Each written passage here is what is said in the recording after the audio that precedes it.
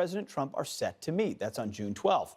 So how critical is this move by North Korea? Here to weigh in, member of the House Foreign Affairs Committee, Illinois Congressman Adam Kinzinger. Congressman, thanks for being here this morning. Really appreciate it. So you've got... My man. How are you? Good to see you. Good morning. And happy Mother's Day. I know you love your mother. As a good veteran, absolutely.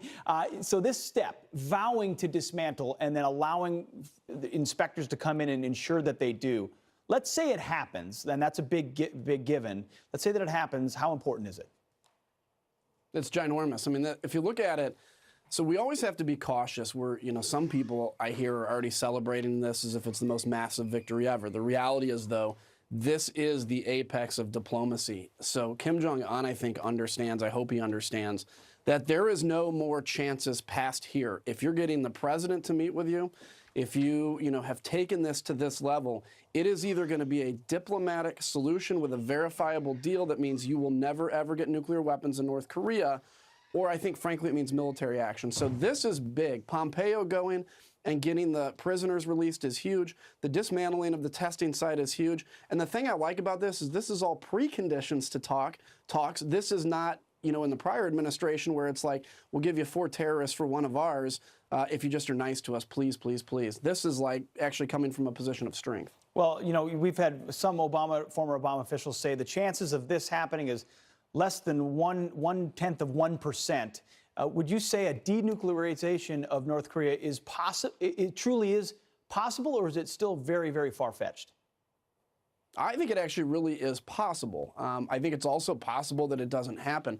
What amazes me, though, Pete, is I still believe that politics ends at the water's edge. And when I was critical of Obama's foreign policy, I never did it in a personal way. And I always really cheered for him to be successful because I wanted America to. Sure. When you see some of these former Obama administration officials now saying that the reason Iran attacked Israel was because of pulling out of the deal when they know better, or saying there's no way North Korea will work because whatever, and they're doing everything to avoid giving the president credit, it's really sad to me. There's a moment at which I think whether you're on the far left or far right, you ought to really hope we get a peaceful deal out of North Korea. Absolutely. We should all be hoping for that. One more story for you. As a veteran of Iraq and Afghanistan, you'll appreciate this. Top ISIS commanders were captured by Iraqi and U.S. forces, but some of the media barely seemed to notice. In fact, a couple of nightly news shows, ABC and NBC, when it happened, gave 0 minutes to the actual coverage. Now, other places have covered it, but there hasn't been a whole lot of emphasis. And so it's one thing to mention it as a news item. It's another thing to talk about the fact that, hey, we've dismantled this terror group and we're captured